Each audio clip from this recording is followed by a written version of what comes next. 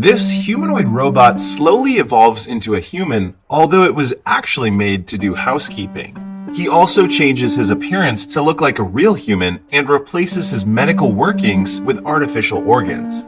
He begins to feel emotions and falls in love with a woman, eventually doing exercise in bed with her. In 2005, a large metal box is delivered into a family home. While the delivery men are carrying the large box into the house, a man named Richard calls his whole family to come downstairs. The delivery men open the large box, revealing the NDR series humanoid robot called Andrew. Andrew is introduced to perform housekeeping and maintenance duties. Richard quickly uses the remote to activate Andrew, who immediately introduces himself. At that point, Richard's eldest daughter, Grace, despises Andrew, but her younger sister, Amanda, is sympathetic to Andrew. Andrew shows an entertaining presentation of the 3 laws of robotics. The first law is that the robot may not injure a human being.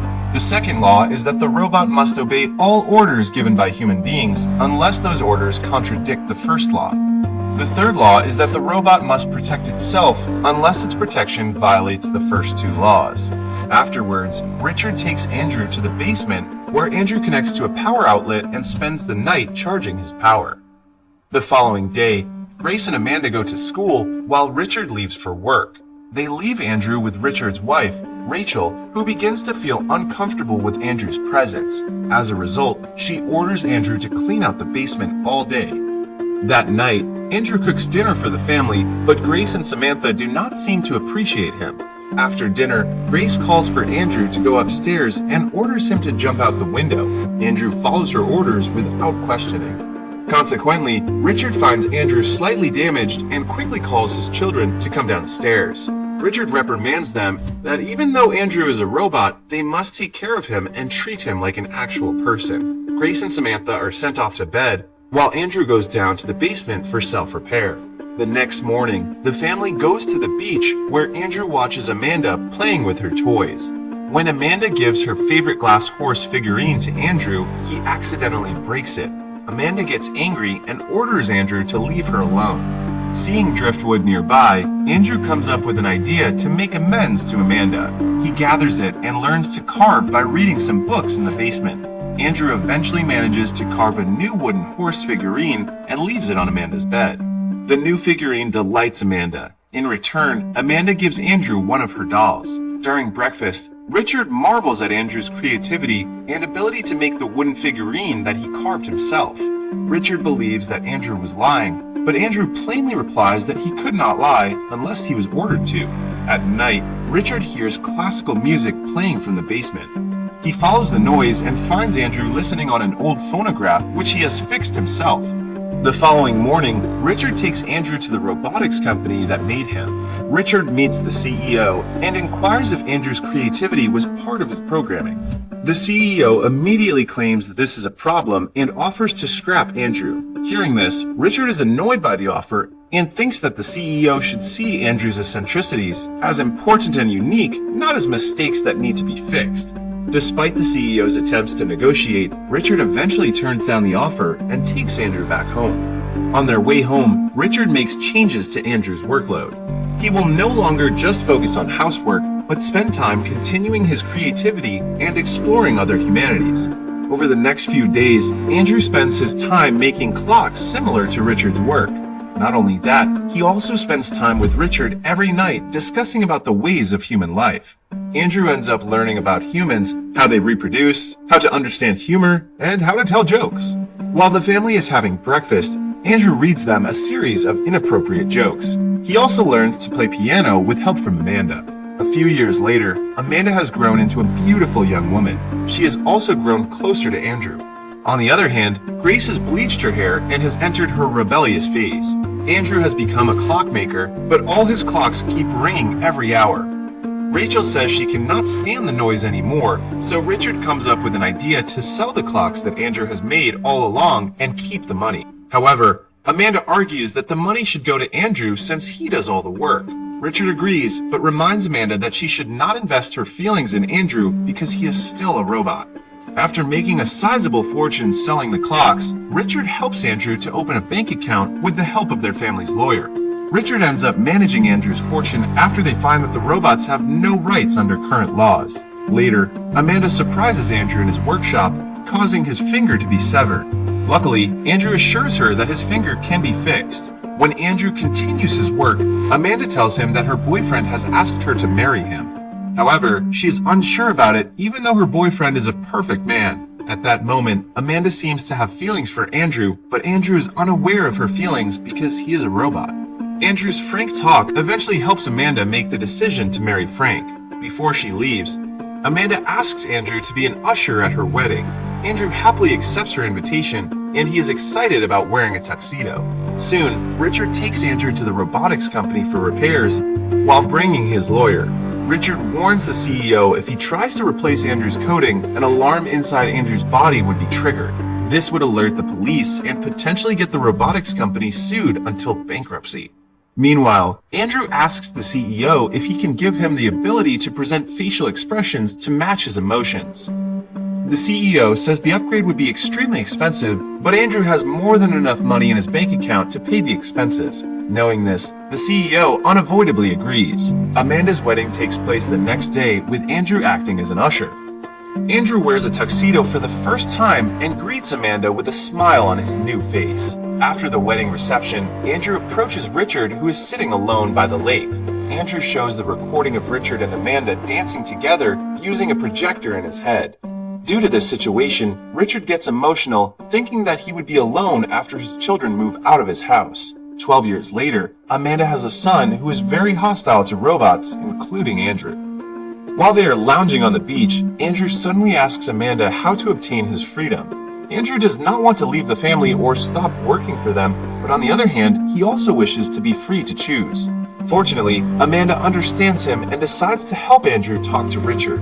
Later that night, Andrew approaches an elderly Richard and presents him with a check of all his money in exchange for his freedom. Wounded by this, Richard is upset and accuses Amanda of planting these ideas in Andrew's head. She reassures Richard that it happened naturally as Andrew continues evolving over time. The next morning, Richard returns the check to Andrew and grants him his freedom on the condition that he may no longer reside at Richard's home. With his newfound freedom, Andrew decides to live by the beach and ends up building his own wooden home. He lives alone for the next 16 years, learning more about the world. One day, Amanda visits Andrew's home and tells Andrew that Richard has asked him to come to his house. They go back to the house and find Richard lying on his deathbed. Richard finally admits that he was wrong and Andrew was right in asking for his freedom. He holds Andrew's hand and apologizes to him for banishing him before he dies. Following Richard's death, Andrew goes on a quest to find other NDR series robots similar to him. He talks to Amanda's son, who is now a lawyer, asking for his help in acquiring information on their locations. At that time, it turns out that Amanda has divorced her husband. Amanda's son eventually helps Andrew on the thought that Andrew will be gone for a long time and will no longer communicate with Amanda. Andrew appears to have won the case and starts traveling around the world searching for the surviving NDR series robots. Several years have passed and he still has not found any of them. During this time, he frequently communicated back to Amanda by writing letters to her about his journey. As he is about to end his journey, Andrew returns to San Francisco based on the news of an NDR series robot that has been rebuilt in the area. At a market, Andrew sees the robot from afar, which appears to be a female version of himself. He follows her to a building where he learns that her name is Galadia. At first, Andrew is enthusiastic about meeting a robot that has the same uniqueness as himself. However, he becomes disappointed when he learns that Galadia could do all these things because her personality chip is activated. Andrew meets Galadia's owner, Rupert, whose father was the original NDR designer. After he was laid off, Rupert's father started his own small robotics company, but he died shortly after that. Since then, Rupert has taken over the company and continues his father's research. Andrew learns from Rupert that Galadia is an ordinary NDR robot that has been modified with a female personality and traits. Rupert shows Andrew the results of their unfinished research. Most of the designs are made to help make the robots appear more human-like. Unluckily, Rupert is unable to continue his research because no one was willing to fund the research. Hearing this, a fascinated Andrew quickly offers to fund Rupert's research. In addition, he also agrees to be a test subject. Rupert tells him that it is an entirely external physical upgrade, meaning that Andrew's mechanical brain and metal skeleton remains the same. Andrew chooses a face design that resembles a 40-year-old man. After the procedure is completed, Andrew is very satisfied with his new look. Not long after that, Andrew finally returns to Amanda's home. When he enters the house, he sees a young woman who looks exactly like a young Amanda.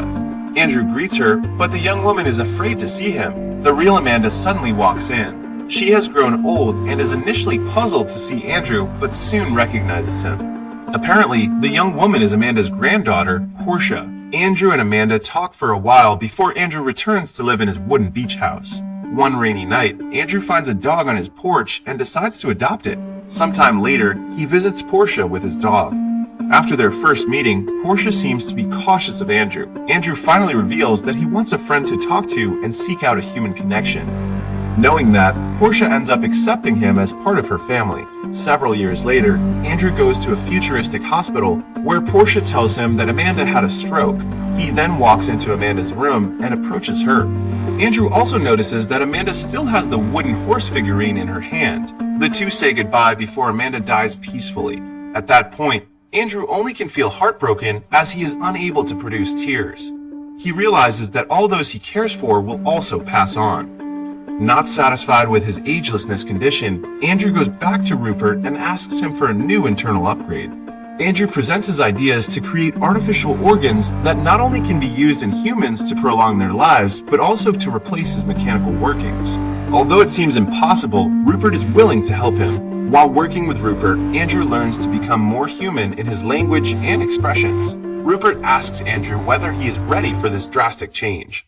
Andrew does not seem to have any hesitation in his thoughts and wants to proceed with the procedure, even though he will feel emotions other than happiness. As they work on the upgrade, Andrew continues to visit Portia. The two are getting closer and start spending time together. Portia invites Andrew to a party in a building that she has just recently renovated, and he happily accepts. The two dance passionately at the party. At one time, Portia invites Andrew to walk into a park. Uncomfortable with her feelings for Andrew, Portia tells Andrew that she cannot invest her feelings in a robot. Despite all that, she will always consider him a good friend. Hearing that, Andrew looks a little offended and says that things can always change. He then returns to Rupert and completes the final stage of his upgrade. As soon as the upgrade is complete, Andrew quickly visits Portia and asks her to poke his eye. He is very happy now that he can feel pain. Andrew tells Portia that he has installed a nervous system into his body, allowing him to feel emotions too. To test it, Andrew asks her to kiss him and the two share a quick kiss. However, Portia feels guilty about the kiss and finally reveals that she is getting married to her boyfriend soon. Knowing this, Andrew flatantly wishes them the best, but his response annoys Portia. She wants Andrew to realize for himself that he actually loves her too. Portia tells him that in order to become more human, he has to do wrong thing. Humans will always be doing wrong things, and they should learn from those mistakes. Andrew seems to take her advice before he leaves. In the meantime, Galatea has somehow become hostile towards Rupert. Galatea says that she is very tired of him bossing her around. A confused Rupert initially does not know what happened to her, but soon realized that Andrew has removed Portia's personality chip. He then revisits Andrew and asks him to return the personality chip to him. Andrew is reluctant at first, but ends up giving it to Rupert. Rupert follows Andrew to Portia's engagement party. Andrew expresses how much he hates Portia's fiancé. Rupert informs him that it is a sign that he is jealous of Portia's relationship. This makes Andrew realize that he is actually in love with her. On the other side, Portia seems to be looking forward to Andrew coming to take her away from her fiancé. At night, Rupert tells Andrew that he is working on a new upgrade that would enable Andrew to have sexual relationships. Andrew is fascinated to hear it as it will allow him to become a complete man. 2 weeks before the wedding, Andrew visits Portia, who is making wedding preparations at the same church where Amanda got married. After understanding what Portia meant earlier, Andrew finally declares his love for Portia. Andrew already knows that Portia loves him too. He encourages Portia to do the wrong things just like he did. To convince her, he asks Portia to kiss him one more time. Both of them share a passionate kiss. They end up in bed together after an intimate night. In the morning, they have breakfast together as Andrew gains the ability to eat and drink. However, Portia informs him that their relationship will never be accepted because he is still not a human. Realizing he has to do the next step, Andrew petitions the World Congress to recognize him as a human being. Sadly, the World Congress ends up rejecting his case, expressing concern that an immortal human will cause jealousy from others. Andrew and Portia stay in a relationship for decades. Portia is now 75 years old, while Andrew remains the same. After playing chess, Portia expresses her thoughts about her mortality. By that time, the advanced technology allows Portia to live forever, but she does not want to. She thinks that human beings are meant to live for a certain time and then pass on. Andrew understands her, but states that he could not stand to live without her. Because of this situation, Andrew returns to Rupert for one last upgrade. Rupert's company has now earned him so much wealth. Andrew asks an elderly Rupert to change the artificial fluids driving his body into a blood equivalent. Rupert cautions him that the blood will not last forever, eliminating his immortality. Andrew will have around 30 or 45 years to live before he dies. He simply accepts his fate and the upgrade is finally complete. Several decades afterwards, Andrew ends up at the World Congress again to appeal their past decision. This time, he appears very old. His hair is white and his face is full of wrinkles. An older Portia also comes there to support him. Andrew tells the World Congress that he wants his humanity to be acknowledged by others. He chooses to live once as a human instead of living forever as a robot, wanting to be able to die with dignity. The World Congress hears his pleas, but asks for some time before they make a decision. In 2205, Andrew lays next to Portia with his body deteriorating. Both of them are under life support monitored by Galatea, who has now become more human and appears with a human appearance. The two hold hands as they watch the live broadcast of the World Congress's decision. The World Congress finally recognizes Andrew as a human being. He becomes the oldest human in the world with an age of 200 years. This also validates his marriage to Portia. Unfortunately, Andrew appears to be dying during the broadcast. Galatea confirms his death while Portia asserts that Andrew already knew the answer. Seeing this, Portia calmly orders Galatea to turn off her life support. Portia holds Andrew's hand and whispers that she will see him soon before she dies beside Andrew.